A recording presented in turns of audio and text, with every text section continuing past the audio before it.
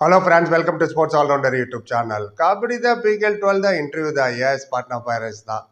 Coach Anupkumar ஒரு ஹிந்தி சேனலுக்கு interview கொடுத்துருக்காரு. அதை அப்படியே தமிழில் உங்களுக்காக டிரான்ஸ்லேட் பண்ணுறேன். நிறைய பேர் கேட்டீங்க. ரைட், પહેલા சவால், ஃபஸ்ட்டு கேள்வி, எப்படி இருக்கீங்க, புது டீம் வந்திருக்கீங்க, அதை பற்றி கொஞ்சம் சொல்கிறது அந்த மாதிரி ஹிந்தியில் கேட்டார் ஆங்கரு.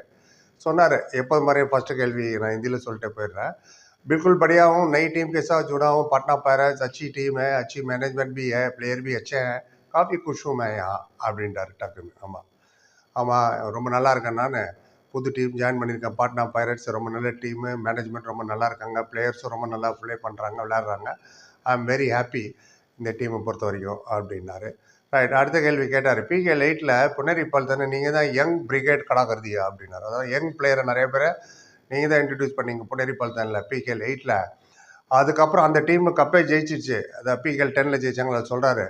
அதே மாதிரி இப்போவும் உங்கள்கிட்ட புது பிளேயர்ஸ் தான் நிறைய பேர் இருக்காங்க, யங் பிளேயர்ஸ் இருக்காங்க.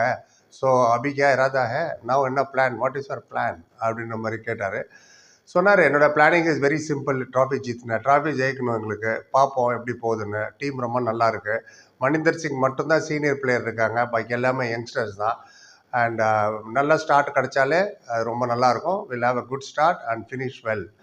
अच्छी शुरुआत करके अच्छी तरह ख़त्म करेंगे. நல்லா ஸ்டார்ட் பண்ணி நல்லா ஃபினிஷ் பண்ணி ட்ரை பண்ணுவோன்னு. அப்புறம் அவரே சொன்னார், தேவாங்க எங்கள் பிளானிங்லேயே இல்லை, பட்ஜெட்டுக்குள்ளே வரமாட்டார் எங்களுக்கு தெரியும். ஏன்னா போன சீசன் அவ்வளோ நல்லா பர்ஃபார்ம் பண்ணார், பிட்டிங் நிறைய போகும்னு தெரியும். அதனால தான் எங்கிட்ட அயன் இருக்கார், லெஃப்ட் ரைடர், ப்ளஸ் சுதாகரும் இருக்கார். எங்களுக்கு ஒரு எக்ஸ்பீரியன்ஸ் ரைடர் தேவைப்பட்டாருங்க, ரைட் ரைடரு. அதனால் அதான் நாங்கள் மணிந்தர் சிங் எடுத்தோம். தேவாங்கோட பட்ஜெட் எங்கள் செட் ஆகாது நல்லாவே தெரியும். அண்ட் போன சீசன் அவ்வளோ நல்லா பர்ஃபார்ம் பண்ணார். அண்டு நாங்கள் ஃபுல் ஃபோக்கஸும் டிஃபென்ஸில் தான் வச்சோம். வி பிளான் ஃபார் டிஃபென்ஸ், எங்கள் பட்ஜெட் போலவே டிஃபென்ஸில் செலவு பண்ண தான் முடிவு பண்ணோம் அப்படின்னாரு. அப்புறம் கேட்டாங்க, என்ன ரீசன்னு மணிந்தர் சிங் எதுக்கு எடுத்தீங்க, மைட்டி மணிந்தரை அப்படின்னு கேட்டாங்க. சார், மணிந்தர் ரொம்ப நல்ல பிளேயரு, எந்த லீக் ஆகட்டும், எந்த டோர்னமெண்ட் ஆகட்டும், என்ன விளாண்டாலும் எங்கே விளாண்டாலும் ரொம்ப நல்ல பர்ஃபார்ம் பண்ணியிருக்காரு. And very big player also. And இந்த லோ ப்ரைஸை கிடச்சது எங்களுக்கு லக்கி தான். ஏன்னா அவர் கம்மி ப்ரைஸ், பேஸ் ப்ரைஸில் தான் வந்தார், 20 lakhs நினைக்கிறேன். ஸோ அந்த லோ ப்ரைஸில் கிடச்சதே நாங்கள் ரொம்ப லக்கி. அண்ட் இப்போ எங்களுக்கு senior, stronger and experienced 3 in 1 இந்த ரைடரு. ஆமாம், சீனியர் கரெக்டு, ஸ்ட்ராங்கர். அவரெல்லாம் தரத்துக்கு 2-3 பேர் வேணும். பூன்னு ஊதுனாலாம் ஊந்துட மாட்டார், தள்ளணும் லாபி விட்டு வெளில. அப்புறம் எக்ஸ்பீரியன்ஸ் ரைடர் வேறு. அவரோட 50% கொடுத்தாலே போதும் எங்களுக்கு. இப்போது ரொம்ப நல்லா பர்ஃபார்மன்ஸ் ரொம்ப பாசிட்டிவ் தான்ட்டார். ஆமாம், இது வரைக்கும் அவர் விளையாண்டதில் 50% கொடுத்தாலே எங்களுக்கு ரொம்ப சாதகமாக இருக்கும்னாரு. ரைட், அப்புறம் கேட்டாங்க, PKL 11 அங்கித் ரொம்ப நல்லா விளையாண்டாரு. அண்ட் நீங்கள் 1.5 கோடி வரைக்கும் போயிட்டீங்க பேருக்கு அவர் எடுக்கிறதுக்கு. ஃபஸ்ட்டு இந்தியன் டிஃபெண்டரை இவ்வளோ பெரிய அமௌண்ட்டுக்கு போனது என்ன மைண்ட் செட்டில் அவர் எடுத்தீங்க, இவ்வளோ காசு கொடுத்து? இது வரைக்கும் யாருமே அந்த மாதிரி யோசிச்சதே இல்லை, டிஃபென்ஸை இந்தியன் டிஃபெண்டருக்கு இவ்வளோ கொடுக்கணுன்னு. இவ்வளோ பெரிய அமௌண்ட்டை எதுக்கு ஒதுக்குனீங்க டிஃபென்ஸுக்குன்னு கேட்டார். கேள்வியிலே சொன்னார் பார்த்தீங்களா, நாங்கள் டிஃபென்ஸை தான் ஃபோக்கஸ் பண்ணோன்னு. அதுதான் இந்த ஃபோக்கஸ். அங்கித்தை 1.5 கோடிக்கு எடுத்தது. சொன்னார், பெர்ஃபார்மன்ஸ் ரொம்ப ரொம்ப நல்லா இருந்தது அவர் போன சீசனு. அண்ட் அவர்கிட்ட கெப்பாசிட்டி இருக்குதுன்னு காமிச்சார் டீமுக்கு. அண்ட் டீமுக்கு கான்ஃபிடென்ஸ் இருக்குது அவர் மேலே, மேனேஜ்மெண்ட்டுக்கு இருக்குது. நானும் சொன்னேன் மேனேஜ்மெண்ட்டை இவரை எடுக்கலாம் அப்படின்ட்டுன்னு.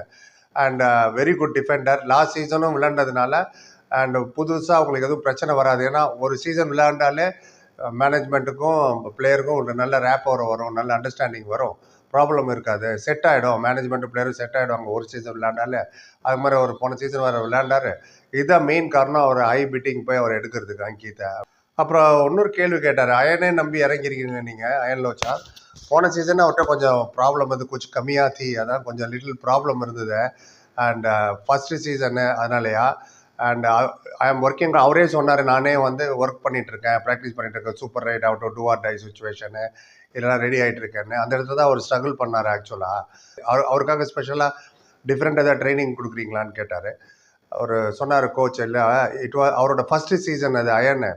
யாராக இருந்தாலும் ஃபஸ்ட்டு சீசன் ப்ரெஷரில் தான் இருப்பாங்க. மெச்சூரிட்டி லெவல் அந்த அளவுக்கு இருக்காது ஃபஸ்ட்டு சீசன். அப்போ யங்ஸ்டருக்கு பிக் பிளாட்ஃபார்ம் வேறு, இவ்வளோ பெரிய பிளாட்ஃபார்மில் விளையாடுறாரு. அண்ட் ஹோல் ஃபோக்கஸ் அவர் மேலே இருக்கும்போது சின்ன சின்ன ப்ரெஷர்கள் வர்றது சகஜம்தான்.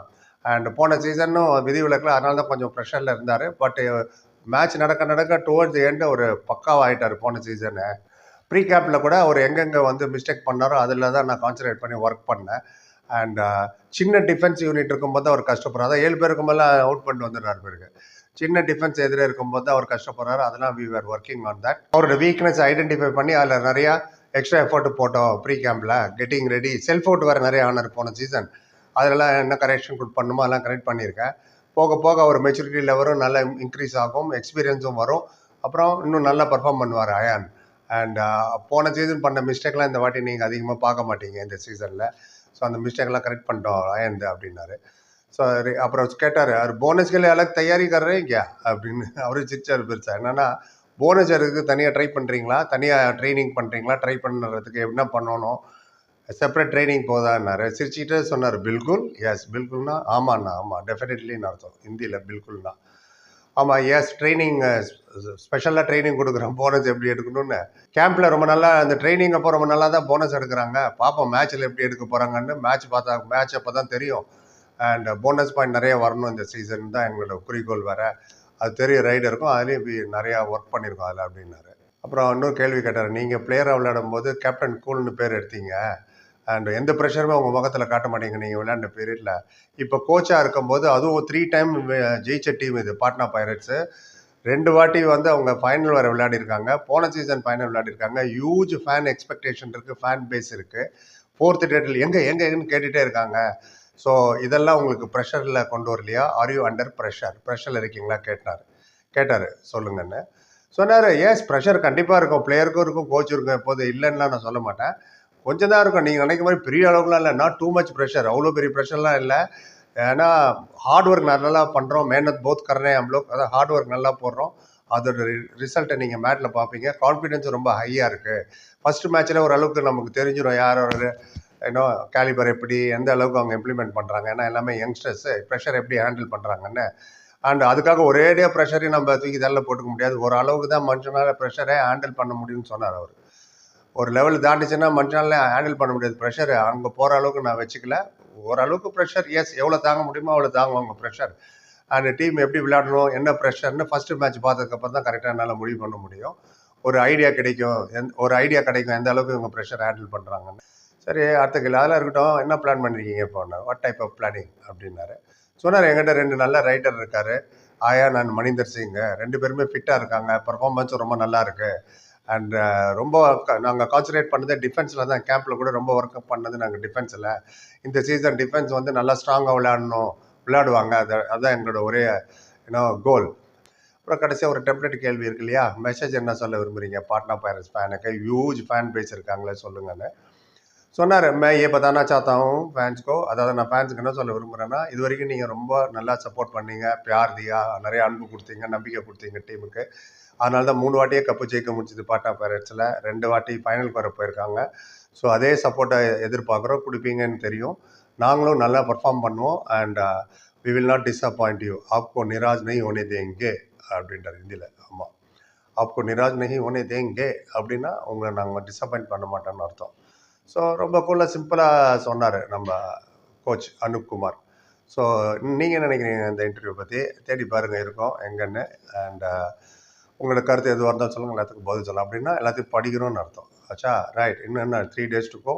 ஆல்ரெடி எங்கே சார் கலீலி அப்படின்னு நிறைய பேர் கேட்டீங்க தமிழ் தலைவர். அதை பற்றி ஒரு வீடியோ போட்டோம் காதாலே, அலி ரஜா கலீலி என்னாச்சுன்னு. அது பார்க்காதவங்க போய் பார்த்துட்டு உங்கள் ஒப்பீனியன் அதை கொடுங்க. ரைட். அண்ட் சுனில் குமார் ஒரு இன்டர்வியூ கொடுத்துருக்காரு, captain of U Mumba. Aslam Inamdar கொடுத்துருக்காரு, கேப்டன் ஆஃப் புனேரி பல்தன். அதோட தமிழ் வெர்ஷனும் நாங்கள் போட்டிருக்கோம். பார்க்காதவங்க பார்த்துட்டு உங்கள் ஒப்பீனியன் சொல்லுங்கள். இப்போதைக்கு உள்ளதான், இன்னும் நிறைய வீடியோ வந்துகிட்டே இருக்கும். எங்களுக்கு தேவையில்ல உங்கள் ஆதரவு தான். அப்புறம் பார்த்தது நன்றி. Like, comment, share and subscribe. சந்திக்கிறேன். Thank you so much.